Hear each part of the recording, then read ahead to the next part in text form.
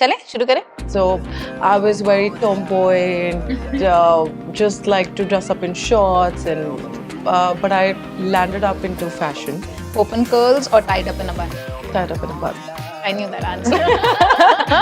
Cranky brides? I don't give a damn brides. I don't give a damn. Talking about the cakey makeup, you say, you see that layer on the skin. So is it because of heavy foundation? If I have an oily skin, if I have a dry skin, is it that HD won't suit me, or is it that airbrush won't suit me? How is it like? If you give a makeup artist a time that, she needs to be ready, for example, in 1.5 hours, now because we're late, it is ideally not possible for us. Have you been struggling with questions like where to find the perfect makeup artist? How do you decide what makeup suits you well? What is airbrush? What is HD? In the world of filters, how do you judge a good makeup artist? Well, let's stop here because today we're going to answer all your questions in the most easy and most fun manner. Welcome to Love and Logistics, India's first ever wedding talk show, where we unravel the intricacies of wedding, navigate through challenges, and offer insightful solutions. I'm Srishti, and today we are going to talk to a renowned makeup artist and a fashion stylist. She's a graduate from Pearl Academy of Fashion and worked with names like Chandni Singh and Anju Modi. Please join me in welcoming Veepasha Kashyap, who has groomed more than 100 brides in her career. So Veepasha, how are you? All good, thank All you. good. How are you? All good, all good. So, how has been the journey of a makeup artist, fashion stylist? Very inspiring, a lot of hard work, and pretty good. Where did you begin? Like, where are you from? How did you go about it? Okay, so I was born in Jalandhar, and the whole upbringing has been raised in Chandigarh. So after 12th, I was always into economics, and I wanted to do e-commerce. So somehow, I don't know, but I landed up into fashion. And I had interest, but I wasn't too sure about it, that I want to do it. So, but my dad and my parents really pushed me, and they said that, you really like it, and why don't you pursue it and go for it? So I joined Pearl Academy of Fashion, New Delhi, and it was a 4-year degree into fashion styling and image design. And it was a good experience.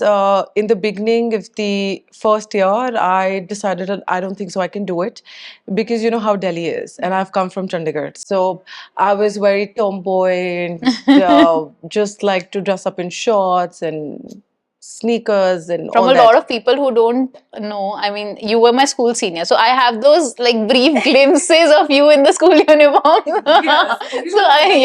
Very Yeah. always laid back, cool, and I just can't dress up and be like very feminine with my thing. And so when I went there, and I think after 2 weeks, I cried and I called up my mom and I was like, listen, I can't do this. So I'll come back because, here people are so dressed up, they do their makeup, hair, and they come here. And I think I just don't fit into. And she's like, no, it's okay, give it a try. We'll just see one semester. If that doesn't go well and you're not happy, we'll get you back. So, and I think eventually I made friends and everything went well. So 4 years were pretty good, really enjoyed. And I did intern with FDCI. It was a very good experience for all the fashion weeks. So it was a 5-day hustle bustle, and all designers are there, models, photographer, makeup artists.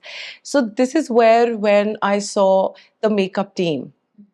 And I just thought, like, why don't I learn makeup as well? And I love high fashion and editorial makeup. So after working for a year with Anju Modi, I decided that, I want to switch. So I took a course from Chandni Singh. She's a Delhi makeup artist, and it's been more than 15 years that she's into the industry. So I was working with her. I took a course with her, and after that, she appointed me, and she said that why don't you work with me and be my assistant in my teams. And then my parents had to call me back. So they said, why don't you come here? And because both the siblings have left out of country, so I joined here. I opened up a studio. So I wanted to do styling and makeup both together as a freelancer.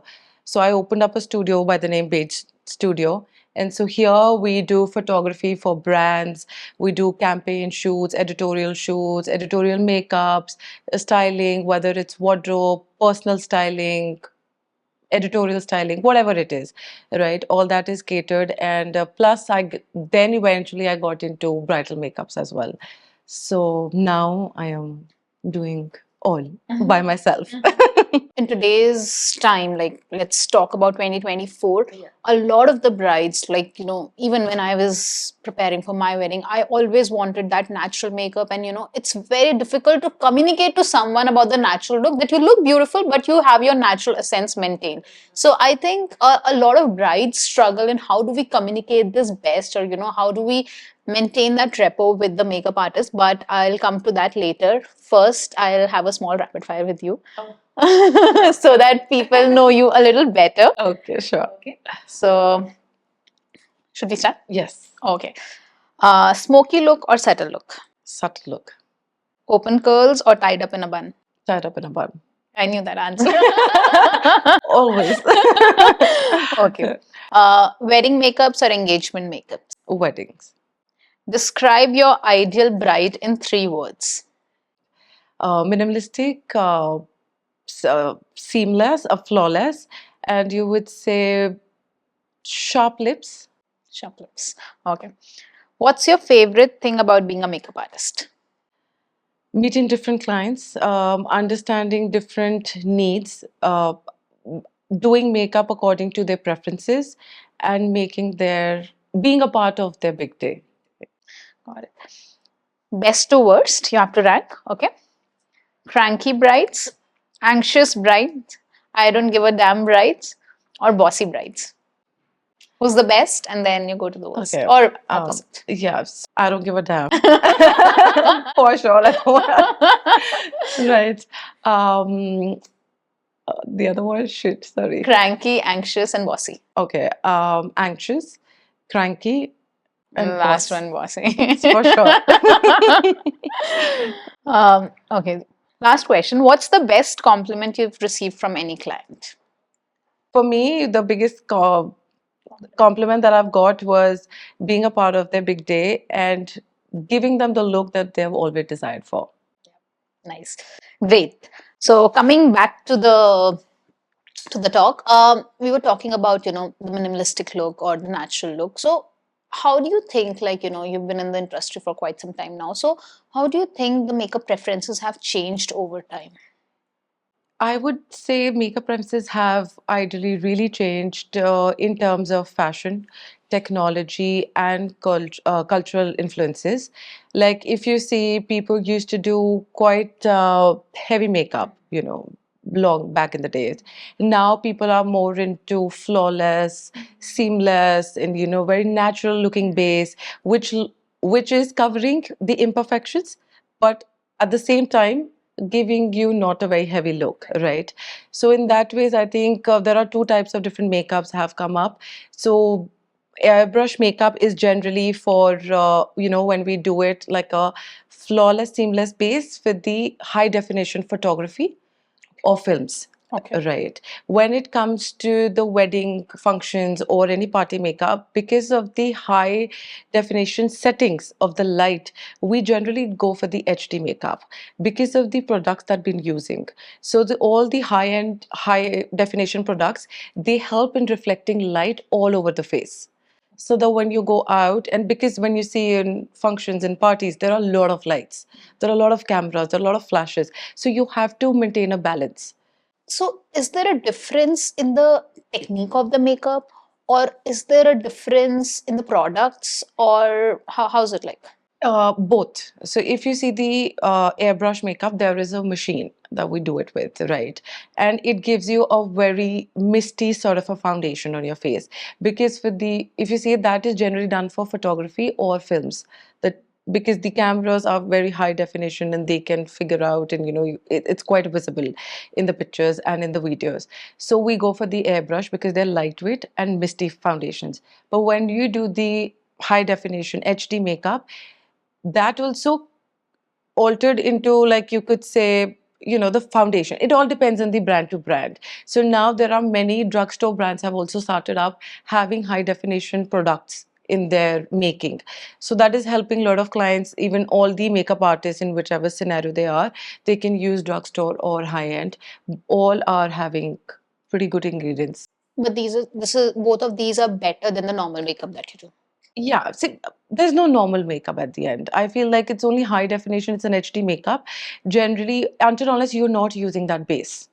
You're not using that foundation. You're not using such a concealer. It's just the foundation It's and the the products base. that you're using. Okay. So because of that, overall the makeup looks very high end and high definition, which is helping you with photography, with a lot of lighting, and gives you a better overall look to the face. So does all kind of makeup suits all kind of people? I mean, if I have a combination skin, if I have a oily skin, if I have a dry skin, is it that HD won't suit me or is it that airbrush won't suit me? How is it like? No, HD will suit everybody, right? So it is about the products that you're using. So if in case somebody has a very oily skin, I will not use a very uh, dewy foundation on because they're already oily. So they will excrete oil.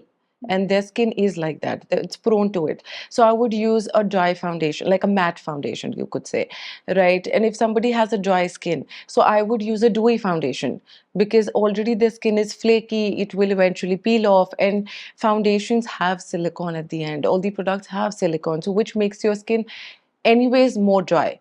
So according to the skin type, the product needs to be used. Like you can't use any, and according to the season also. So you have to see if it's winters, the product needs to be changed. Like even if you go for skincare, the skincare also, like in winters we use thick creams, but in summers we go for lotions, lightweight moisturizers, so that our skin does not become more oily because we're gonna anyways. Some people sweat a lot, so accordingly, the same way the foundations and the other products also go. A lot of people who are not into a lot of makeup or skincare, like, basic oily, basic dry, everyone can figure out. But then, you have combination skin, you have a normal skin. So how do you judge, like, where do oils come So out? what you can do is, like, when you get up in the morning, you wash your face, and just for 2 hours, do not put anything on your face. And after 2 hours, take a light tissue, the paper tissue, like the lightest one, just put it on your face and just see, does it stay? So if it stays, that means you have an oily skin. If it's floating from the sides and it's just hanging on your T-zone, so that means that you have a combination skin. And if it does not stay on your face, then obviously you have a dry skin and eventually it will fall down. Let's move to the pre-booking stage. So how far in advance should brides start looking for makeup artists? I would say you should go for a couple of months, at least 6 to 7 months before your wedding day. So before this episode, I had a question from all of them कि यार choose कैसे करें, especially in the world of filters, क्योंकि you cannot judge कि Instagram देख के if it's her true bride or if it's a filtered look. So how do you judge कि कौन सा makeup artist अच्छा है? So I would say, like, obviously, because today people are using a lot of different modes of editing and everything is happening. But I would say if you check their Instagram or their website, however they're, showcasing their work, you should see if there's consistency in their work. Are they uploading the similar sort of work? Is there any change? So then you can figure it out if it's the real work that they're uploading, and see their stories, keep following them for a couple of months just to see, is it the same way? Just don't just decide, like, one. What people generally do is, like, they open up the profile, they see it, and they say, okay, fine, this looks good. But I feel personally that you should follow, see their work for a couple of months, see what they're uploading, how they're working, their aesthetics are matching with you, because everybody has a very different, and makeup is very subjective. Some people like a separate set of makeup, or they want some heavy base, different eyes, very heavy thick eyes that they want. And some people would like to go very natural, very low base, and eye makeup should be as minimal as possible, right? So I would say, do your recce, go through their profiles, have a look, check their testimonial. Still, does that matches well with your aesthetics and the way you want to look on your D-Day? Right. I think that's very true because So for example, my mom wanted a heavy look for herself also and for myself. I very well remember it. So she's like, you don't have heavy makeup on your eyes, or you don't have heavy makeup Yeah, anywhere. and And I was you like, don't you remember we was like when we were talking and we decided for nude lips, huh. and And she she's was like, no, make it bright, make it bright. so I know. See, obviously, see if you see parents, they have a very different set of style because they've I think been that's the doing it. evolution also. वही जो Yeah, हम बात कर रहे थे yeah, कि right. पहले it was a very different kind of a makeup. People Now used to it's like bright lips. yes. And they never thought a bride who is recently getting married or even married, like even if you're married, they would say a bindi should be there, and a bright lipstick needs to be there. You just can't even think of going nude and like maroon, red nails and everything so that it's quite visible that you're married. But now the whole situation, I would say the trend has changed so much. Like people have started going towards the nude look. If you see the outfits, there are more towards the natural baby nudish color. Look at the celebrities, I would say, all are going into pastel colors. And the most important factor that I feel most of the brides don't understand that they should be alone in the room with the makeup artist. Oh God. Like that how it is. Like Yeah. I'm not saying it's fine because I understand, when people are there, the family needs to talk to the bride, and the bride is also managing so many things, and she has interest, she wants to know what's happening, is that done, which is fair enough, and I totally understand, but that creates a lot of you could say disturbance in between. You have to stop your makeup, and the bride is not able to focus, even she gets worried, anxious, she gets to know something or somebody wants to talk to her, so that flow, the continuous flow of working stops for both of us, for the bride as well and as a makeup And to artist. add to that, I think what happens is ki in the process when people join in, so they give their opinions. Oh, this is not looking good. That's not looking good. And it's in the Right. process. Like you're not through there. If you really look at the process, the final outcome that we get after getting ready, and especially in terms of makeup, in makeup also, we really play with the color theory. We have to cut colors. See, people have dark circles in Indian skin tone. We have pigmentation, we have dark circles, we have acne, and we can't do anything about it. It is there, right? We can only try to fix it as much as we can. So while you're fixing with the color theory, and you have to play with different colors. So when people walk in and they look at you and they're like, oh my God, what's happening? And when you're applying makeup, it is always too much because makeup takes time to settle in. The foundation, the concealer, the whole setting of the makeup, it takes at least 30 minutes to settle in with your skin, to your body, and it looks blended. But the moment they walk in and they see it, so it becomes a problem. So that is the reason we generally prefer telling the client, ki, please don't let people walk in, and like when they walk in, there are other suggestions, and eventually the bride gets confused because we know what we want to do. We know what will look nice, but now she got confused because she agreed to us when people walk in, and now they made her extra confused. So yeah, so Plus, I think the person who's behind the camera. So, for example, last episode we did with Moving Miles, who were the yeah, photographers, now with you. You are behind the camera. Now, this is your canvas. You are behind it. You have a vision in your yeah, mind. I'm the choreographer. I know what's going to come on the stage, on the stage and what yeah. will look well.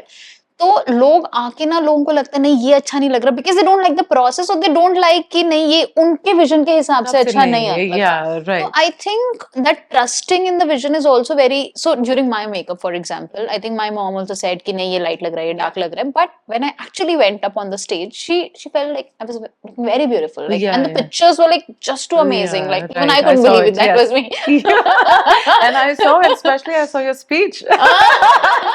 That was like, I was like, oh my God, I think that's called that's real gonna be love. in every episode now. And I saw your husband, and he's in tears, and I'm like, oh my God, that's lovely. That's called real love. Oh, Uh, that was amazing. and that was not scripted. This is scripted, but that was not scripted. No, but what I'm saying is not And even this is not scripted. scripted. But yeah, no, I think yeah. Do you think you should have a trial makeup before finalizing your makeup artist? Is it important? I would ideally say no. So in the beginning, there are people who have come and they wanted to take a trial, and we have given a trial to them.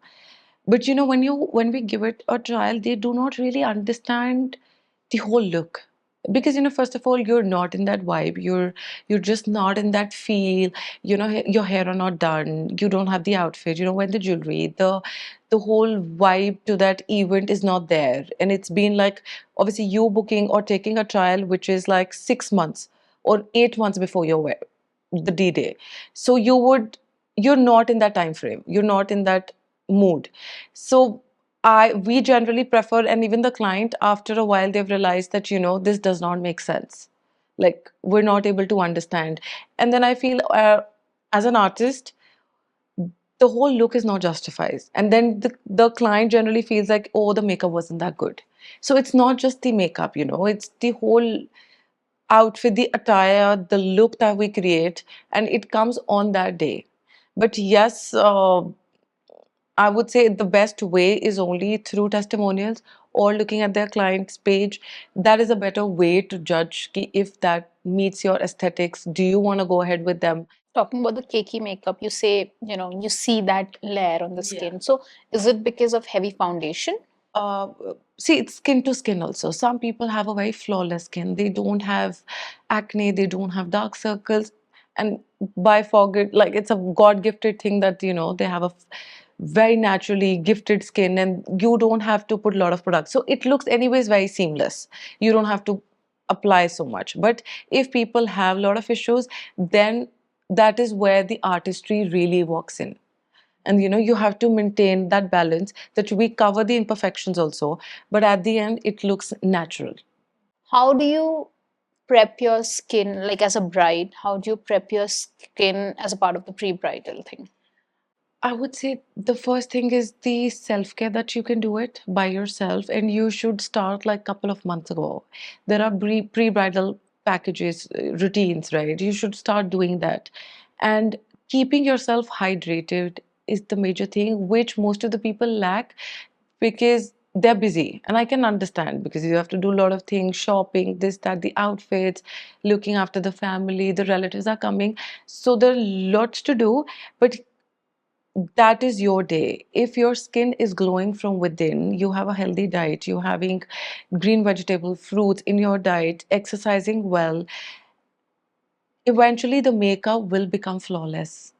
So, the makeup artist, so it just works well. Both the things come out well. So, if I have a good skin, naturally my base will be more good looking, flawless, and people will be like, she's glowing from inside. But that glowing is ideally, the real thing is what she ate. Right. She did not take stress, and she's been eating a lot of veggies, fruits, and keeping herself hydrated. So that will only make her better on her own wedding, or any other function also, in terms not just the wedding. I would say general routine also. If she goes out, her makeup will ideally look flawless. Do you suggest pre-bridal packages or facials or all those things to your brides? Yes, I would. And I would recommend that you start doing it like 2 months before. Some people do it really at the time of the wedding. So, which becomes quite tricky, because if you haven't done before, so if you see your skin, some people have a very sensitive skin and you don't know which product can react to your skin. Some people get rashes, some people get acne. So, I would say start doing 2 months before, so that in case there's any issue with the skin also, that can be fixed. And by the time the day has arrived, your skin has come back to the normal state, and getting used to the products. There are bride who haven't got their makeup done ever before their wedding, right? And because generally people do it at home by themselves, a little bit of a concealer and everything. So when they come to the makeup artist on the first function, and after that they feel like, oh my god, my skin, when I removed, it looked like, itchy, or I have rashes, or it's like little bumps on my skin.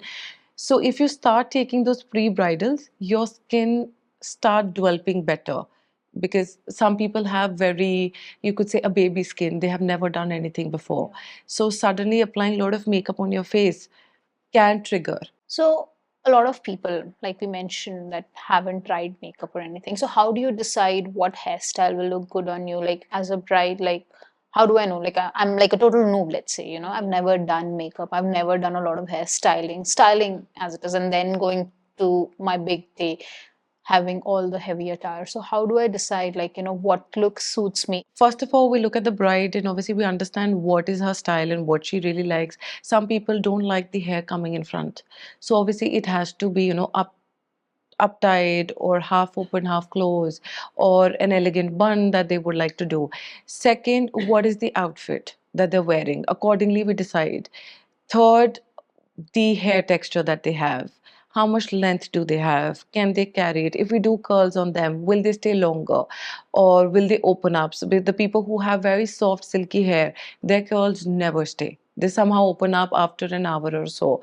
So all these factors, while doing it, I think it's the experience also. When you keep doing brides, you keep doing clients, you understand what will suit whom. Have you heard this statement from the families that makeup artists बहुत late फिर आते हैं?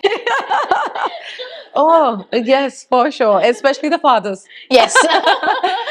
They are always like thinking because now she's here and she's gonna make everybody late. And second, the other thing that we really generally hear is like the mothers of the bride. So the fathers especially walk in and say, my wife needs to be very minimal, no heavy base. I've never seen her like that. Okay, So is it across all clients? I thought it's just my family. no, it's with everybody. I don't think so. I've never met anybody who's like, a mother who wants to do a heavy base or something like very different or out of the box sort of a thing. And especially, she's also more worried that my husband won't like it. And she's like, do it less. Your uncle will just not like this. So can you put, the lashes also needs to be very short and small and like not bushy, this, that. And I'm like, so yeah, like we keep listening and we are always in that pressure that, be on time. She needs to be ready. She needs to be go there.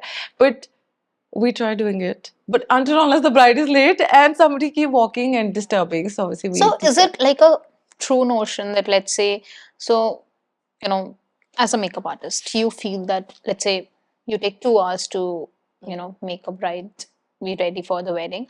So is it a notion that, makeup artists make them late, or is it, maybe bride walking in late, or some makeup artist giving a wrong estimate? Like, what's the whole scenario? Why is this notion there? I feel, again, it's very subjective, person to person, and the situation to situation. There are clients where they are late because of their culture, rituals that they're doing, and because of that. And then, if you give a makeup artist a time that, she needs to be ready, for example, in 1.5 hours, now because we're late, it is ideally not possible for us because we have to do makeup, we have to do eye makeup, and everything takes time. It has to be very neat, clean, and the blending needs to be apt. So in terms of hair also, the hair artist also generally takes 45 minutes because they have to do the prepping of the hair. They just can't randomly just start with your hair, right? And then people generally have a lot of hair accessories. There are a lot of flowers, or even if there are no flowers, then they have tika, pasa, something or the else. Then they have the heavy jewelry, so we have to make them wear the dupatta draping. And generally, the brides have two dupattas, so one on the head, one on the other. Then the dupattas are heavy. So there are clients, generally we tell the client, and it is, I don't know why clients do not talk to the makeup artist, or why they do not discuss the outfit. I feel they should, because with their own experience, because they've done so many brides, so they can, tell you, ki do this or do that with your lehenga, with your dupattas. Make sure the can should be only this much, or do not open up the can so much, because some there are times. So when you're in the venue, in the same venue, so it's easy for you even if the can is all open and you have to walk out and go to the venue. But imagine that you have to go from the studio or from some other their own place, right? You have to sit in the car. Just imagine the whole can is open. You won't be able to sit inside with that can in the car. Let's talk 10 years ago, 20 years ago, when our moms or our elder sisters used to get ready for the wedding. The process was they're ready, they just go to the artist, she does some makeup, she does some hair, and get it back. Now, from just makeup just hair and makeup. It's more about styling. So, I mean, brides or families have not got accustomed to that fact that, you need a stylist, or a stylist, your makeup artist can be a stylist Yeah, also. yeah, for sure. They So can I really think help that's you. a evolving process that, See, there are people who hire a separate stylist for all the functions so that they help them with the jewelry part, matching, draping, and everything. That works. I get it. Everybody can't afford, or they just don't feel the need. I get it. But then I feel then you can talk to the makeup artist at least, right? She'll guide you. She will help you. and about the drapes, is there a recommended drape also when you're performing? Again, it's the outfit and the whole setup, the vibe that we have done it for them. Accordingly, the drapes are. It's very according to the preference also. The client also has it. Some people are not comfortable that they want to tie up anything here. Some people are not comfortable on the waist. So some people are comfortable on the shoulder. So according to person's preference and their outfit, we decide the drapes. Right, but like what I figured out was like especially during dance, like for a lot of my recent clients, I saw that they kept the drape on hand, and you can't do that because while they were performing, like they had put so much effort Yeah, in yeah, yeah, yeah. practicing and all, and just because they had, like, let's say a sari or maybe your dupatta they were carrying on the Yeah, hand, right. they were just struggling, like handling it all around. So I think this is another thing that I feel clients should mention it to their artists, that we are performing, and like drape the dupatta in such a way. For sure. And I feel like with my own personal experience, I've never done a dance performance, and I really can't do it. Like I can generally dance on the floor, but then Floor if you tell me to give a performance, performance, yeah. that is just not happening. So recently when I did my outfit not thinking that. And I took a gown which was much longer, even after wearing heels. So when I had to perform, so I had to remove my heels naturally. And it was such an uncomfortable dance. Matlab, I think the whole crowd must be like, can you just tell her to move out? She's just ruining everybody's performance. But that was the time when I realized, ki, oh shit, my outfit wasn't really apt. And Yeah. most of the people, I feel, they don't think about dancing as the main thing. If they're doing it, they think about the venue or the event, and they feel like, I want to wear this outfit. And when they're there, they say like, oh, this is so pretty long. Can you trim it in a certain way, or can you drape it in a certain way that we can dance? So then that won't be possible That won't be for us possible. also as a Yeah. makeup artist. We can help you. But yes, keeping in mind, if you want to perform, the outfit needs to be apt so Right. that it's more comfortable for you. And naturally, the dupatta will drape it in that way, which is convenient for you to dance. And it looks appealing to the crowd also. And the outfit looks nice and decent. So I feel that wedding is a very collaborative It affair. is, it is. It is not just a person's wedding, it's not just a family's wedding, it's not just a vendor's work. Like, whether you're getting a picture clicked, whether you are going up on the stage, whether you are performing, everything, it's I a think everything has to collaboration. be very aesthetically matched with Yes. everybody, all the Yes. vendors. If Yes. it's a photographer, also should have a similar work line, the vibe, your makeup artist also similar style, your outfits are also in that, the designer is also in Right. that similar line. Right. So the whole setup, the decor, so all that really creates a beautiful picture at the end. Now, I think talking about the last segment, which is about people who are looking to enter into the industry as a makeup artist or as a hairstylist or as a stylist. So, what is your suggestion to them? Like, how should the career trajectory be like? Um, See, these days everybody have started learning it through, YouTube. YouTube or Instagram channels. There are a lot of reels and they follow and do it, which is good enough. I'm not saying that's bad, but taking a professional course from an academy or from a school, or that really helps. And you can only learn better, the best, through that professional, because they have done that work since so many years. They have experience. And personally, when you learn better. Because see, when you do eye makeup, when you do blending of the base, it needs to be very blended. Yeah. If you see it through, you could say, YouTube, you'll understanding, okay, this is the product, this is how you apply, but you don't know how much pressure you need to put, what is the brush stroke has to be, in which direction it has to be, how much color that you need to pick, and how to, different eye shapes. So you practice. If you're in a class or in an academy or a school, you have set of the people there, right? There are 10 students, 20, depending, right? So you practice with each other. So for that period, for that class, whether it's a month class or ideally it's for a month, right? Because makeup is an art, right? So you have to practice. And second, they should do internship with renowned artist, try learning obviously, and see how they work, how they do it, how they set up, how they talk, because all that also really matters when you go out and meet a client, right? And with all this, you can grow well. You understand how to communicate with your client, how to convince your client, basically, that that convincing power is, because till the time if I am not really sure what I'm doing, you will never be sure. Yes. You will be like, oh, she's also very dicey about her own work, so I think this will not turn out to be nice, right? I had a client where I wanted to do a very, blue cut crease, smoky eye, and not even smoky, but more of a cut crease on her, right? And with glitter. And I remember that client was like, listen, I don't do all this. And I've never done this. And this blue color, though, I'm not even going up for it. But I said, can you trust me? It will look nice. So, that's how you just make yourself, or you understand how to communicate with the client or tell them that what you'll do will be nice and will suit them, so that you understand when you go with the artist, when you work under them, when you meet different people, and you see everyone has a different need. And eventually you can go for videos or editorials and then just see that works, But to learn like a you're different eyes. handling people's skin, so did you ever feel scared? Till now, I do. So, see, I think because every day is a learning, and every client is a learning, right?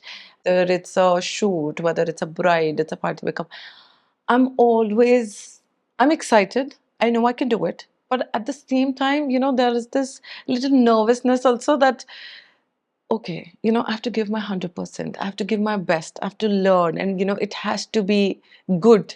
And there are blunders, there are different situations, and you feel like, oh, I've never done this before. This is something very new for me when I'm doing it.